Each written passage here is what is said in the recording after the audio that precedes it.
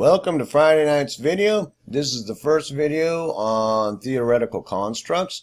If you watched the last video, you understand that we're going to be discussing the most basic theoretical constructs and not get into a lot of advanced clinical discussions about a really wordy collegiate way of looking at it. We're going to steer really clear of that. And we're going to really focus on just the basic building blocks so that we can apply more abstract theory concepts that I think are way more important to most guitarists and musicians. Tonight we're going to talk about the chromatic scale and the notes in the intervals. So hang tough while we drag out a fretboard so we can look at this for this Friday night's video. Okay, so we basically just want to take a look at this basic construct.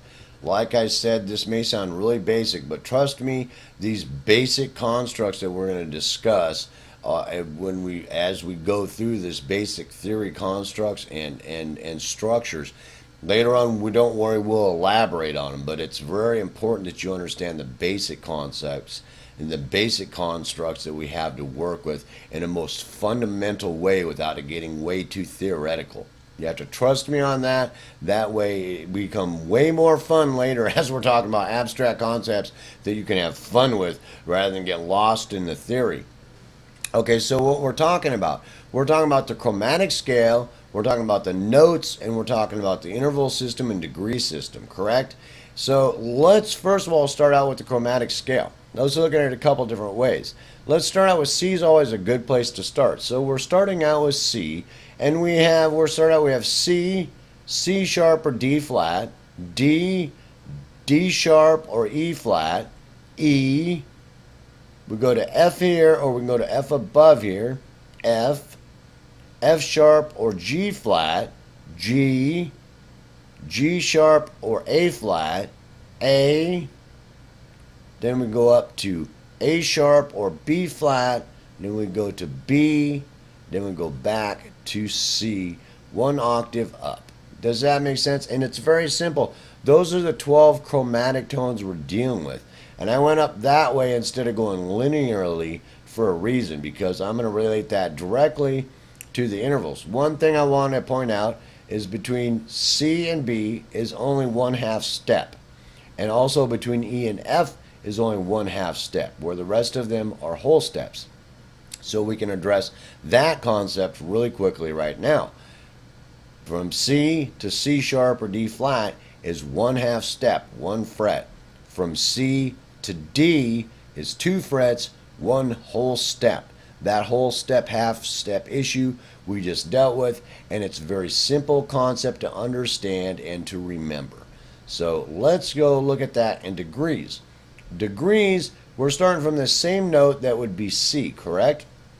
So that C we've chosen as the root tone, all right? The first interval and the root tone to judge how far away some other note is. And I'll explain to you that it's about distance when we're talking about degrees and intervals.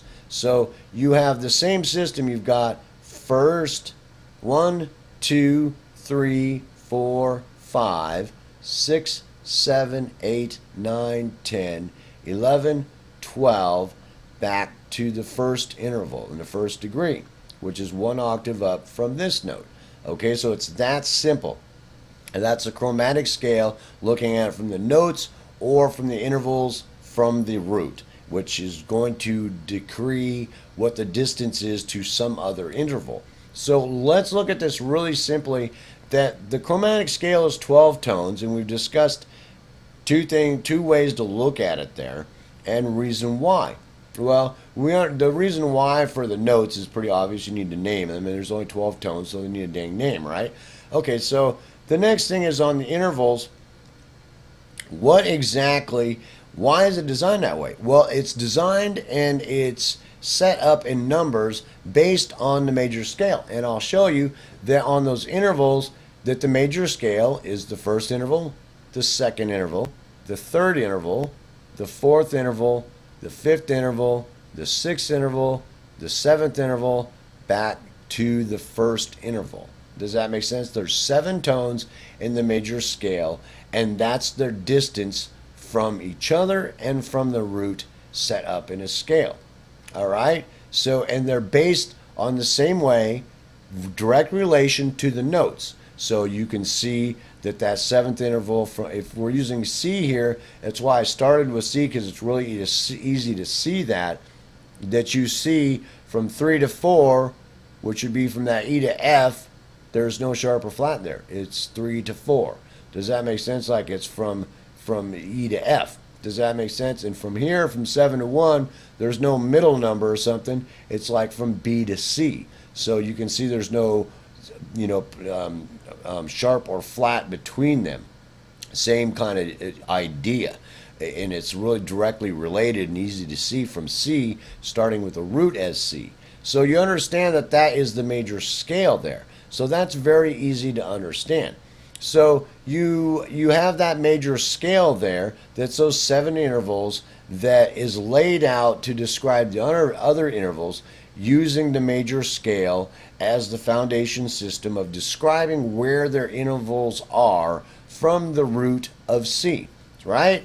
It's from any root, all right? But we're using C because it directly relates when we're talking about the note names, so you can see the separation and distance.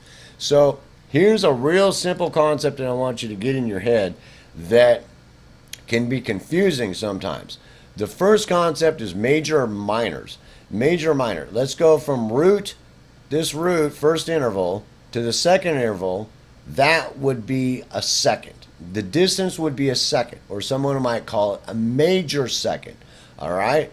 The interval below that, the distance from there to there would be a minor second. Okay? A minor second. Get that concept really easy into your head what's happening there. So if I go from here, this root, to this third, they might call it a third, or they might call it a major third. Most of the time they'll call it a major third if they're talking about chordal structures. And the one below it, the half step below it, would be a minor third. From the root here to this here would be a minor third separation, or a flat third.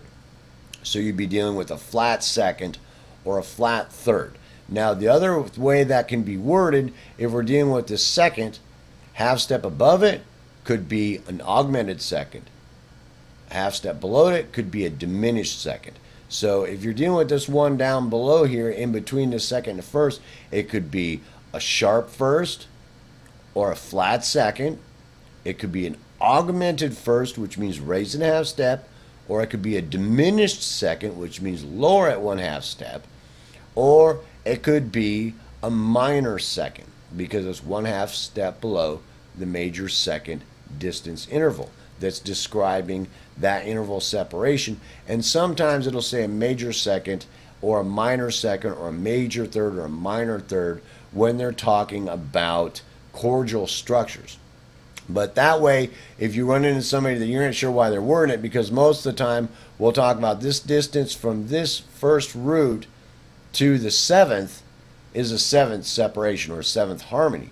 Or if you go to the one below it, we'll normally call that a flat seventh. But some people, they might call it a diminished seventh, or they might call it a flat seventh, or they might call it a minor seventh, which isn't real theoretical in nature, but you understand the concept of it, dropping or raising. Augmented raise, diminished drop. Does that make sense? A minor is down below. The major, that is the initial note, would mean like the third. Down below it would be a minor third. So that concept is very simple. It's the same thing if you're doing like, you got the note here between fourth and fifth. That's going to be diminished fifth or an augmented fourth. And by the way, that's the tritone, the distance between the first interval that you've chosen to start with, the root, and there, the diminished fifth or augmented fourth. That is the tritone, same tone that you hear when you hear the European police car. It's very important as far as diminished chords are concerned. Now, there's one other note that I would say between here, this seventh tone, that normally is the seventh tone going back into the octave up here, or it can be the note right below the first tone. They'll normally call that the leading tone.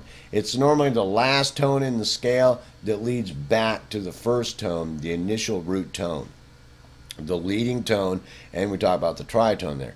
And it's that simple. It's not that complicated. And the very simple construct that is to understand the note names, of the chromatic scale, and you understand that it is the chromatic scale. You understand the interval system, degree system, that it's based on the major scale from the root or your first interval, and the separation names, how they name the separation gaps, because the whole interval system is designed to describe a separation from the root interval, the first interval to somewhere, the first interval to the diminished sixth, or the augmented fifth, or the flat sixth, or the sharp fifth. Does that make sense?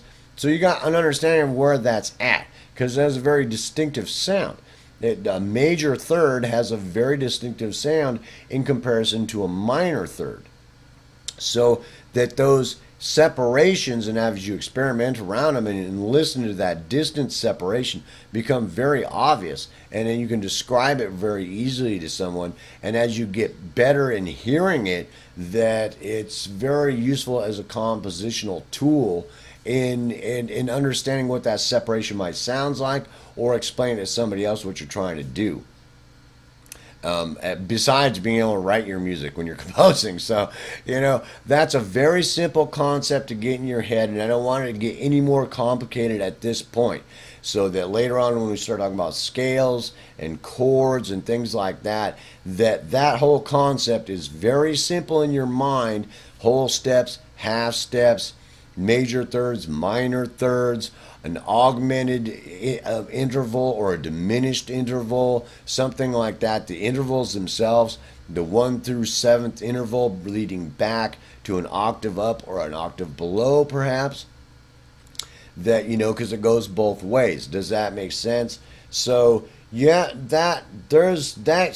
trying to make sure I'm not missing anything, to try to keep it as simple as possible. So any of you out there that are really advanced guitarists or theoreticians, don't pick on me too much, because I'm trying to keep this really simple, so that as we go through these basic constructs, that everybody from beginning to advanced can understand why I lay it out there like that. So the more advanced abstract theory that I think is way more important for all level guitarists is much easier for them to relate back to the very simple building blocks that we use to construct everything that is happening in music. So I hope that was very easy to understand. If there's something that I missed that you want to elaborate on and you're a little bit more advanced, feel free. If you're a beginner or you're intermediate and I didn't make something really clear what I was talking about or what that is, please say so, and ask any question that you're having. But that basic concept and those basic constructs, get in your head and understand well for the next videos that we talk about. Don't worry, the theory videos that I'm putting on here are going to be very simple like this, very basic, very easy to understand, and so that as we elaborate on them and we talk about a little bit more complex structures like scales and chordal structures, that you can relate it really back to very simple constructs that are the basic building blocks that build these things that you use to make music. So I hope you enjoyed the video. I hope that you understand your chromatic scale, the notes involved in it, the interval system, the degree system, what it's based on, being the Western scale, the major scale, how it's worded, what that means. It's a separation from the first interval, that way that it doesn't matter if I choose the first interval as C here, or if I change this to G, and now I'm using G as the root, it's the same separation. That way, a very simple concept, even a simple concept like a chordal concept, that it's the first interval, the major third interval, and the fifth interval. And if I go to C, and I choose C as the root and the first interval, it's the same separation. The root, the first interval, the major third, and the fifth. And that's the basic probably most important concept, a reason why the interval system should be understood by you, because it's really doubtful you're going to construct a lot of chords, but it's going to be very useful for you to understand sometimes what interval, besides what notes you're playing, if you're dealing with some type of scale structure or some type of chordal structure inside of something that you're creating, so that what's being used to create it is very simple to understand. And you'll understand that more when we start talking about a little bit more advanced concepts of scales and chords, and that they relate back to these really basic, building blocks, so that we can really have more fun rather than more theory, bro. All right, peace, hope, love. I hope you enjoyed tonight's video. I hope you guys have a great weekend, and I'll see you in next Friday night's video when we talk about scales and modes in the most simplistic, fundamental way.